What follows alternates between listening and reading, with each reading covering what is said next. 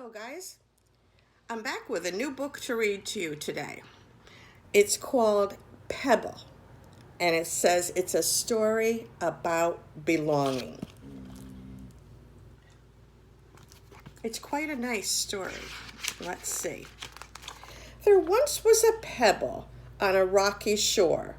It was small and round and nearly smooth.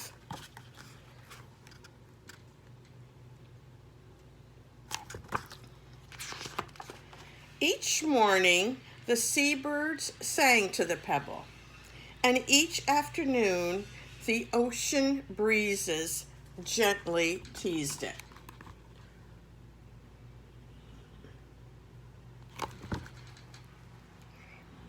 You think the seabirds were actually singing to the pebble? I think so. I think that the pebble felt that way anyway, because it was so pretty to hear the birds in the morning. The pebble was warmed by the sun and bathed by the rain. On clear nights, it was dazzled by the stars.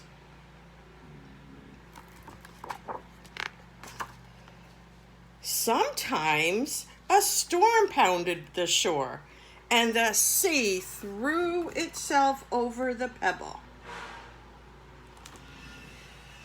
That was exciting, even a little frightening. If you've ever been down to the water, the beach, when it's storming, it's quite interesting to watch the waves pounding up against the shore. It's kind of fun. It's exciting. But you have to stay away from the water so you don't get hurt. Then the winds would die down and the sea would retreat, and the pebble would return to its small and round and nearly smooth life. But the pebble longed for more.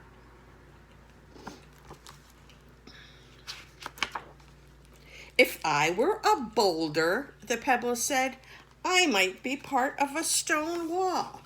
And there's a beautiful stone wall. Or the foundation of a great building.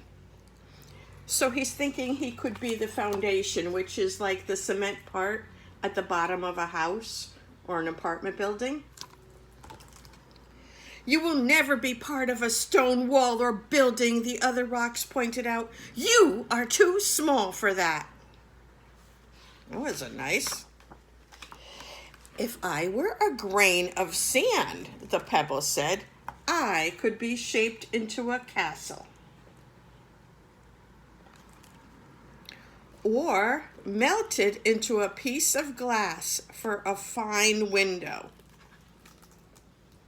Because sometimes pebbles do, they turn into such shiny sea glass, and they can be melted down.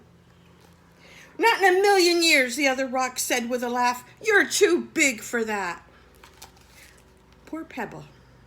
First they're telling him he's too small. Now they're telling him he's too big. He doesn't know what to think. He just wishes he were something besides himself. If I had flecks of mica, the pebbles said, or a blaze of shining white, maybe then I would be something special. So he's dreaming of being a stone, like in a necklace, jewelry. Stop dreaming, the other rocks advised. You are what you are. They're right about that. The pebble tried hard to accept what the other said. Still, it felt a longing it could not put a name to. There must be more to life than this, the pebble thought, but I don't know what. He just wanted more than to be a pebble on the beach. Even though he had all those other rocks around and all that water and sun and waves, he still wanted more. The pebble gave up trying to understand. Life was good after all. The sky was often a brilliant blue, and the air tasted of salt. So he's thinking about how lucky he really is to have what he has, instead of wishing for more. Scuttling crabs tickled the pebble, and there was nothing so beautiful as the full moon dancing on the water.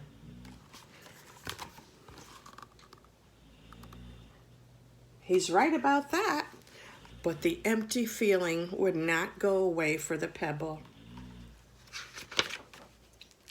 One day, a boy walked along the shore with his mother and father. There's the boy.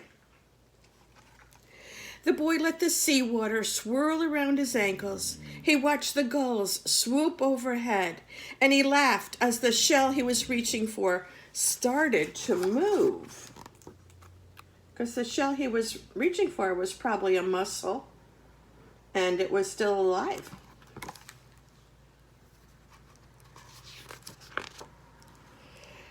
Warmed by the sun and by everything around him, the boy was filled with a sense of wonder.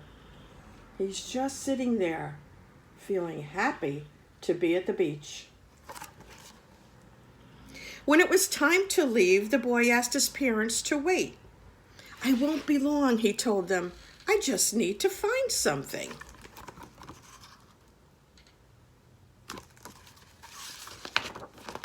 The boy wandered down the beach. He noticed a smooth shard of beach glass.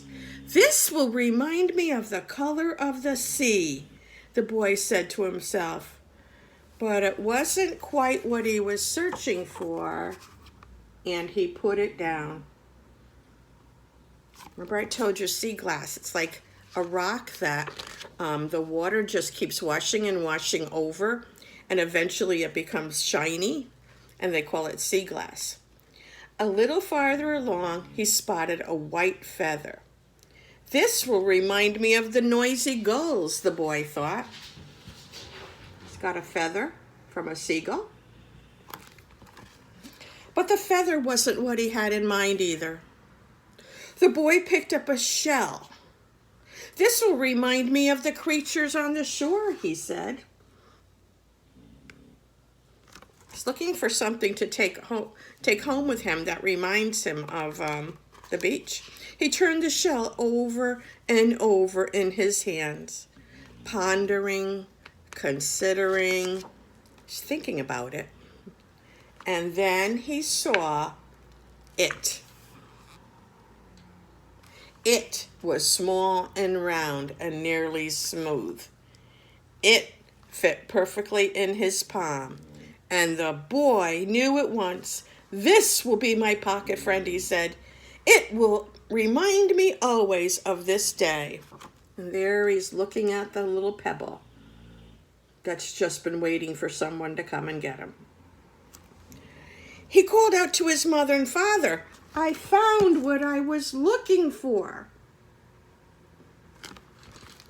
He really didn't know what he was looking for, but he knew that when he did find it, that would be it. The pebble felt the warmth of the boy's hand all around it. It glowed with delight as the boy ran his fingers over the pebble's smallness and roundness and nearly smoothness. The pebble knew at once, "And I have found what I was looking for."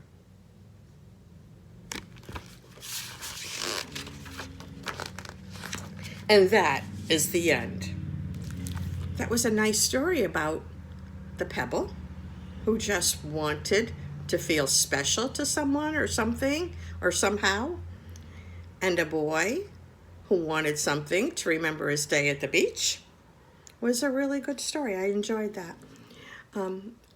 I will be back another day, and I will read another book to you. I hope everyone's doing well. Take care of yourselves. Wash your hands. Bye-bye.